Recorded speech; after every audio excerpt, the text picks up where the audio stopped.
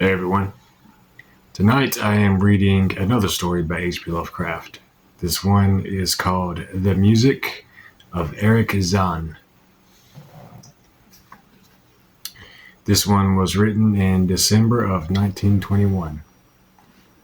And it's one that I really like because I've actually met some people who reminded me of Erich Zann. And I'll talk about that after the story. But let's just get into it.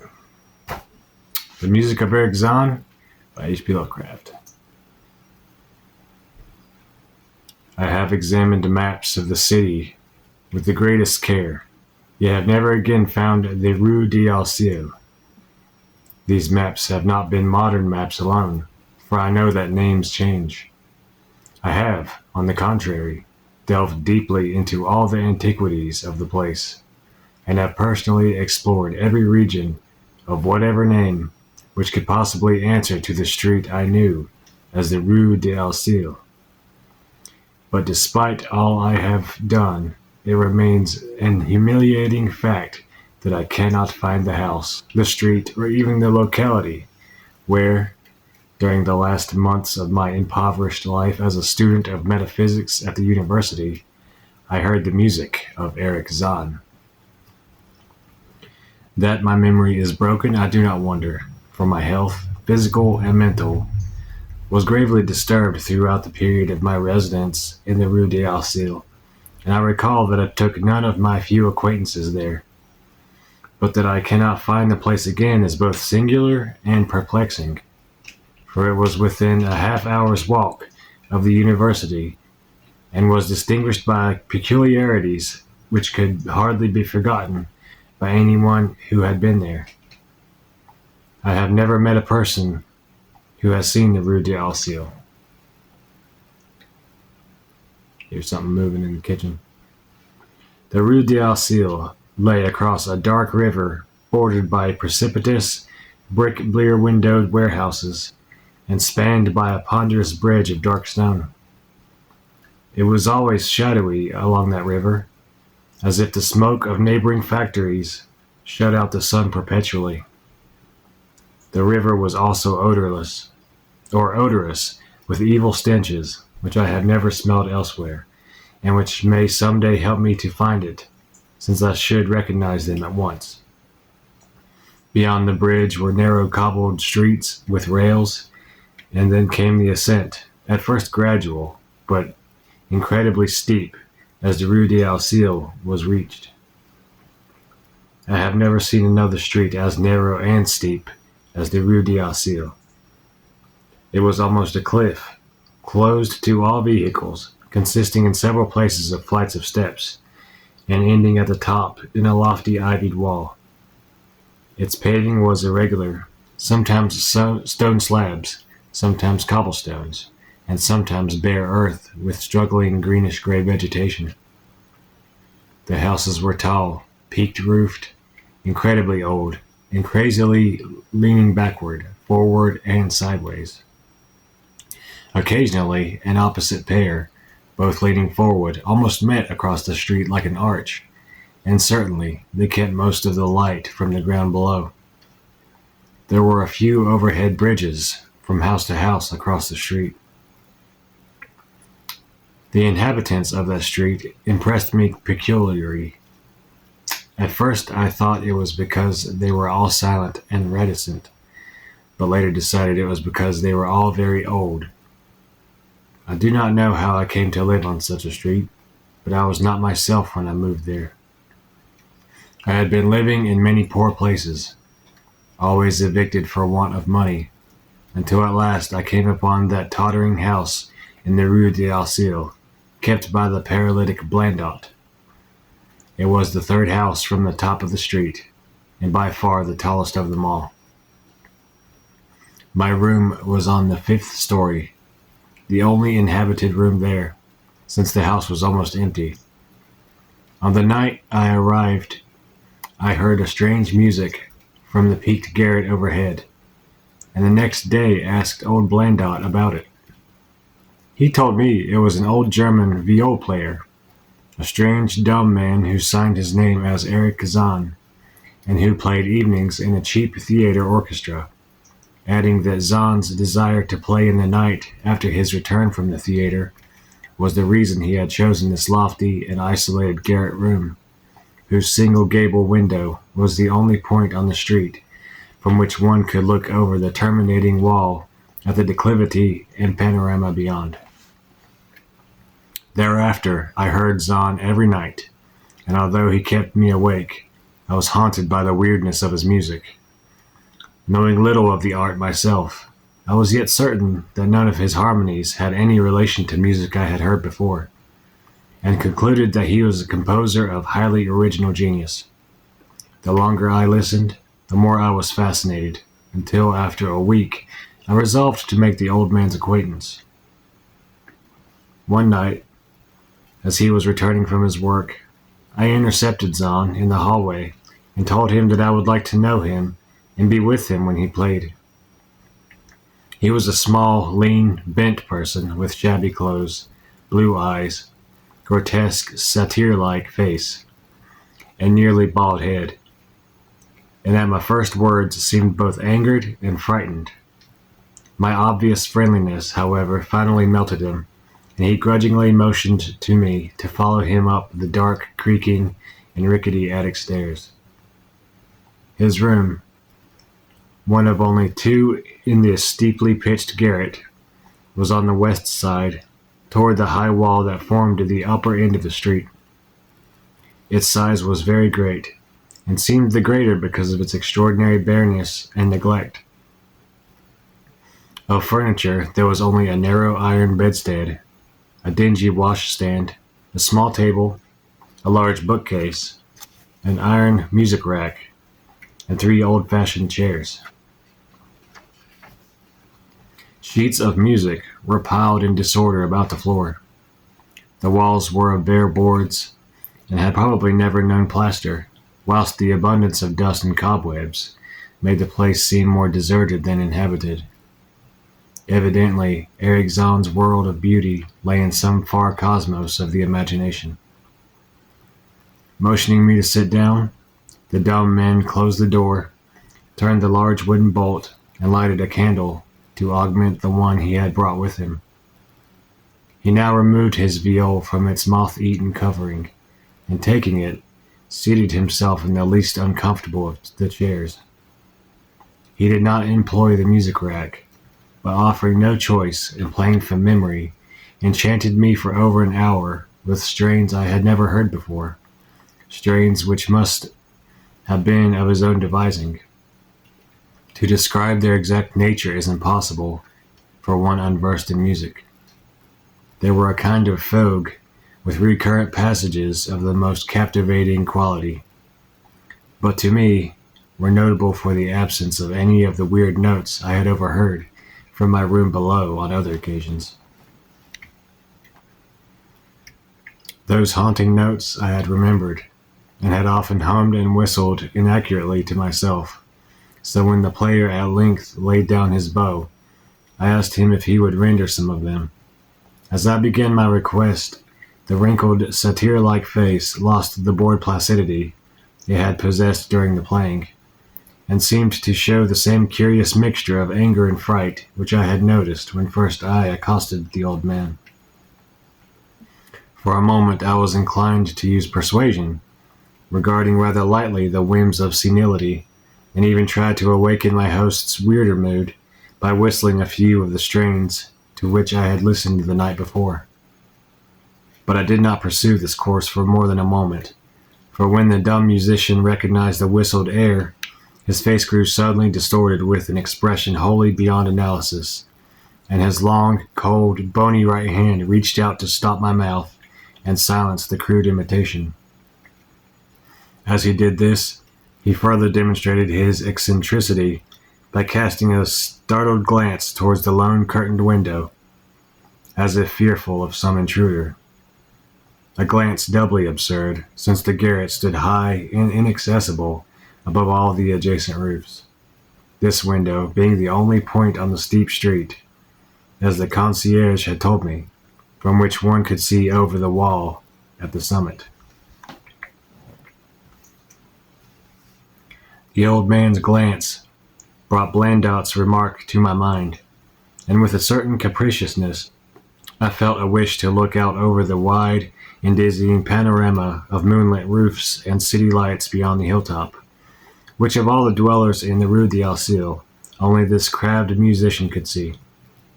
I moved towards the window and would have drawn aside the nondescript curtains, when, with a frightened rage even greater than before, the dumb lodger was upon me again, this time motioning with his head towards the door, as he nervously strove to drag me thither with both hands. Now thoroughly disgusted with my host, I ordered him to release me, and told him I would go at once. His clutch relaxed, and as he saw my disgust and offense, his own anger seemed to subside. He tightened his relaxing grip, but this time in a friendly manner, forcing me into a chair. Then, with an appearance of wistfulness, crossing to the littered table, where he wrote many words with a pencil in the labored French of a foreigner. The note which he finally handed me was one of appeal for tolerance and forgiveness. Zann said that he was old, lonely, and afflicted with strange fears and nervous disorders connected with his music and with other things. He had enjoyed my listening to his music and wished I would come again and not mind his eccentricities, but he could not play to another of his weird harmonies, and could not bear hearing them from another, nor could he bear having anything in his room touched by another. He had not known until our hallway conversation that I could overhear his playing in my room, and now asked me if I would arrange with Blandot to take a lower room, where I could not hear him in the night. He would, he wrote, defray the difference in rent. As I sat deciphering the execrable French, I felt more lenient towards the old man. He was a victim of physical and nervous suffering, as was I, and my metaphysical studies had taught me kindness. In the silence, there came a slight sound from the window. The shutter must have rattled in the night wind, and for some reason I started almost as violently as did Erich Zann. So when I had finished reading, I shook my host by the hand and departed as a friend. The next day, Blandot gave me a more expensive room on the third floor, between the apartments of an aged moneylender and the room of a respectable upholsterer. There was no one on the fourth floor. It was not long before I found that Zann's eagerness for my company was not as great as it had seemed while he was persuading me to move down from the fifth story. He did not ask me to call on him, and when I did call, he appeared uneasy and played listlessly. This was always at night. In the day he slept and would admit no one. My liking for him did not grow, though the attic room and the weird music seemed to hold an odd fascination for me. I had a curious desire to look out of that window, over the wall and down the unseen slope at the glittering roofs and spires which must lie outspread there. Once I went up to the garret during theater hours when Zann was away, but the door was locked. What I did succeed in doing was to overhear the nocturnal playing of the dumb old man. At first I would tiptoe up to my old fifth floor. Then I grew bold enough to climb the last creaking staircase to the peaked garret. There in the narrow hall, outside the bolted door with the covered keyhole, I often heard sounds which filled me with an indefinable dread. The dread of vague wonder and brooding mystery. It was not that the sounds were hideous, for they were not, but that they held vibrations, suggesting nothing on this globe of earth, and that at certain intervals they assumed a symphonic quality which I could hardly conceive as produced by one player. Certainly, Erich Zann was a genius of wild power. As the weeks passed, the playing grew wilder, whilst the old musician acquired an increasing haggardness and furtiveness pitiful to behold. He now refused to admit me at any time, and shunned me whenever we met on the stairs. Then one night, as I listened at the door, I heard the shrieking viol swell into a chaotic babble of sound, a pandemonium which would have led me to doubt my own shaking sanity, had there not come from behind that barred portal a piteous proof that the horror was real, the awful, inarticulate cry which only a mute can utter, and which rises only in moments of the most terrible fear or anguish. I knocked repeatedly at the door, but received no response. Afterward, I waited in the black hallway, shivering with cold and fear, till I heard the poor musician's feeble effort to rise from the floor by the aid of a chair. Believing him just conscious after a fainting fit, I renewed my rapping, at the same time calling out my name reassuringly. I heard Zann stumble to the window and close both shutter and sash, then stumble to the door, which he falteringly unfastened to admit me. This time, his delight at having me present was real, for his distorted face gleamed with relief, while he clutched at my coat as a child clutches at its mother's skirts. Shaking pathetically, the old man forced me into a chair, whilst he sank into another, beside which his viol and bow lay carelessly on the floor. He sat for some time inactive, nodding oddly, but having a paradoxical suggestion of intense and frightened listening. Subsequently, he seemed to be satisfied, and crossing to a chair by the table, wrote a brief note, handed it to me, and returned to the table, where he began to write rapidly and incessantly. The note implored me, in the name of mercy, and for the sake of my own curiosity, to wait where I was, while he prepared a full account in German of all the marvels and terrors which beset him. I waited, and the dumb man's pencil flew. It was perhaps an hour later, while I still waited, and while the old musician's feverishly written sheets still continued to pile up, that I saw Zann start as from the hint of a horrible shock. Unmistakably, he was looking at the curtained window and listening shudderingly. Then I half fancied I heard a sound myself, though it was not a horrible sound, but rather an exquisitely low and infinitely distant musical note, suggesting a player in one of the neighboring houses, or in some abode beyond the lofty wall over which I had never been able to look. Upon Zann, the effect was terrible, for dropping his pencil suddenly, he rose, seized his viol, and commenced to rend the night with the wildest playing I had ever heard from his bow, save when listening at the barred door. It would be useless to describe the playing of Erich Zann on that dreadful night. It was more horrible than anything I had ever overheard, because I could now see the expression of his face, and could realize that this time the motive was stark fear. He was trying to make a noise, to ward something off, or drown something out. What? I could not imagine, awesome though I felt it must be. The playing grew fantastic, delirious, and hysterical, yet kept to the last the qualities of supreme genius which I knew the strange old man possessed. I recognized the air. It was a wild Hungarian dance popular in the theaters, and I reflected for a moment that this was the first time I had ever heard Zann play the work of another composer. Louder and louder, wilder and wilder, mounted the shrieking and whining of that desperate viol.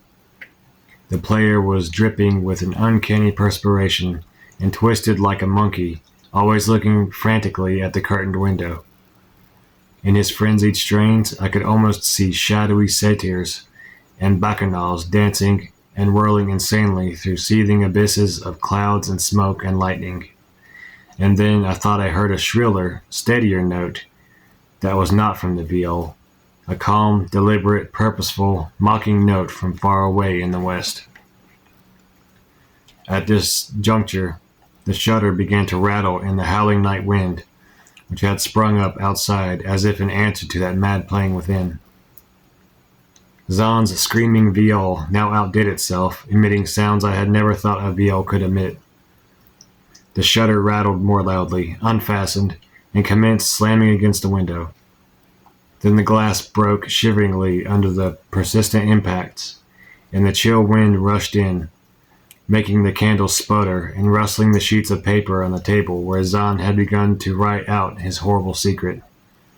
I looked at Zann and saw that he was past conscious observation. His blue eyes were bulging, glassy, and sightless, and the frantic playing had become a blind, mechanical, unrecognizable orgy that no pen could even suggest. A sudden gust, stronger than the others, caught up the manuscript and bore it towards the window. I followed the flying sheets in desperation, but they were gone before I reached the demolished panes. Then I remembered my old wish to gaze from the window, the only window in the Rue d'Alcil, from which one might see the slope beyond the wall and the city outspread beneath. It was very dark, but the city's lights always burned, and I expected to see them there amidst the rain and wind. Yet when I looked from the highest of all gable windows, looked while the candles sputtered and the insane viol howled with the night wind, I saw no city spread below, and no friendly lights gleaming from the remembered streets, but only the blackness of space illimitable, unimagined space alive with motion and music, and having no semblance to anything on earth. And as I stood there looking in terror, the wind blew out both the candle and that ancient peaked garret, leaving me in savage and impenetrable darkness, with chaos and pandemonium before me, and the demon madness of that night-baying viol behind me.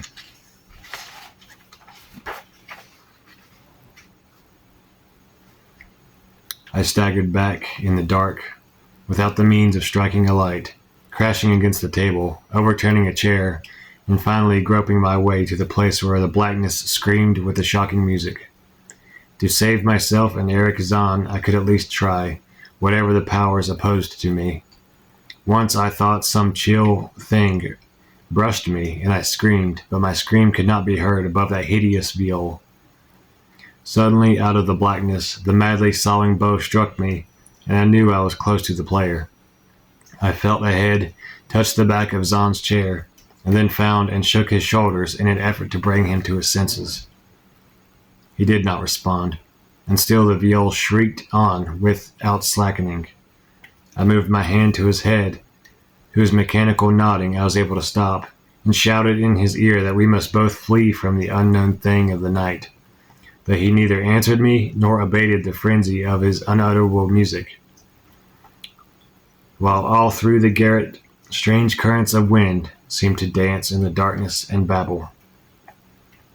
When my hand touched his ear, I shuddered, though I knew not why, till I felt of the still face, the ice-cold, stiffened, unbreathing face, whose glassy eyes bulged uselessly into the void.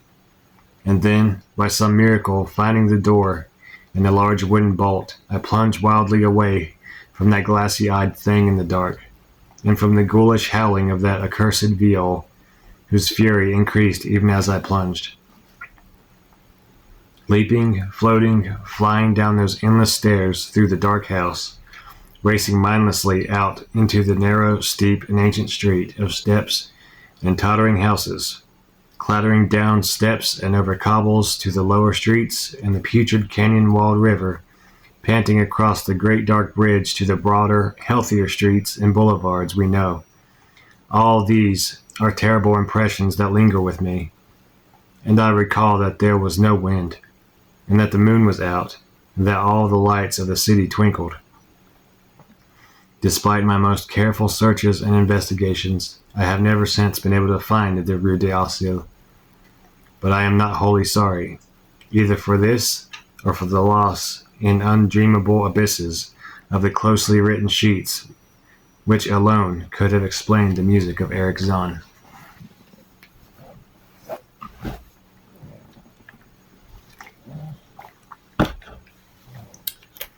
That one is one of my favorites, probably. Last year sometime, I was going to the local skate park, and I heard some music playing, and it sounded really unique. And I saw the guy sitting underneath an awning, and he was just playing an electric guitar. He had the amp sitting there, and it was really alien sounding, really repetitive, like almost sonorous notes that he was playing. And he would kind of rock his head back and forth while he was playing the guitar. And it was like he was just composing it just straight from his mind. And he was doing the same thing, like listening. And then he would keep playing notes. And he came to the skate park a few times. And some people liked his music, some people didn't. I liked it. But some people mocked him, and he quit coming to the skate park. But that experience reminded me a lot of Erich Zann, because it seemed like he was, in the story, it seemed like he was battling against something outside the window. And that was really fascinating. He was either battling against something from other dimensions, or he was battling from some other music player. It's one of those things that you can't really describe or make sense of. That's one of the reasons I like H.P. Lovecraft, because some of his stories are like that. You can't really put into words what it really means, you know. But yeah, what do y'all think? Write in the comments. Let me know if you've had any experiences like that, or if you've ever heard any strange music when you've like stayed at a hotel or something like that, or had any weird experiences. Yeah, definitely write them in the comments. I'll start reading some more of these on some future nights. But anyways, hails.